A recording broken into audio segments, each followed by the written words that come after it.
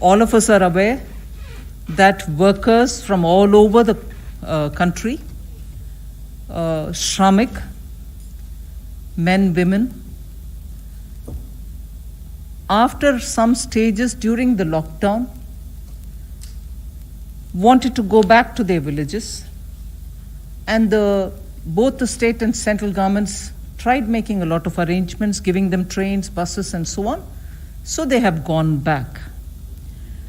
We have, from Government of India, together with the state governments, seen which are the districts to which they largely have returned. We are able to say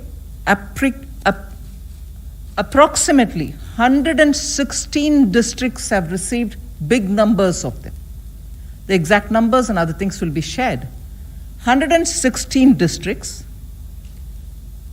They are spread over 6 states in all. Not to say that there may not be others going to other states, but largely the 116 districts that we have identified have received large number of them, substantial number of them. And those 116 districts are spread over 6 states.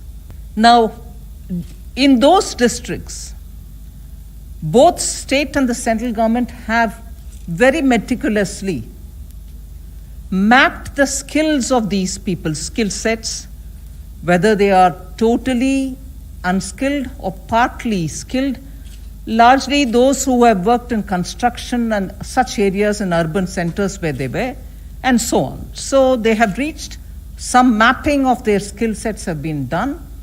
Now, what this Abhiyaan, which the Prime Minister will be launching from the Khagaria district in Bihar on 20th, will do is now within 125 days.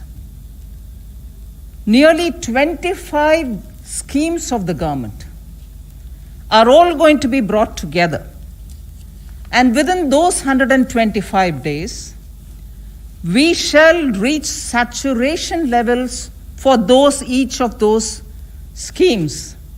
So if it was a Jal Jeevan Mission, or if it was anything to do with, laying of Pradhan Mantri Gram Sadak Yojana, or building Awas Yojana, and so on. Awas Yojana, which gives houses for the poor, but if there are activities related to that which requires labor component, they will also be brought. Like that, there are 25 works of Government of India in which all the 25 being brought together for those districts where we have identified this number of Shramik who have gone back.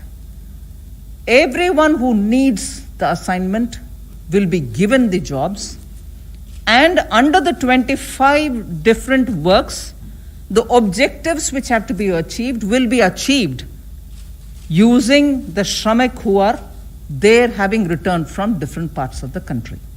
The monies which have been allotted to these projects, budgeted amounts, and if necessary anything more, will all be added together. At the moment, broad total that I can disclose to you all, it's about 50,000 crores.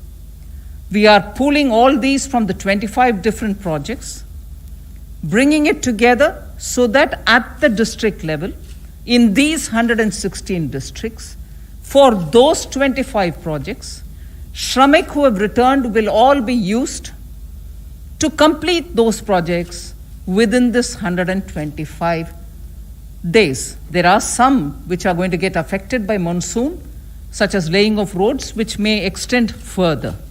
There are some which are post-monsoon activities, which may also continue after that. But largely, on a broad indicator, we want to front-load the monies allotted for these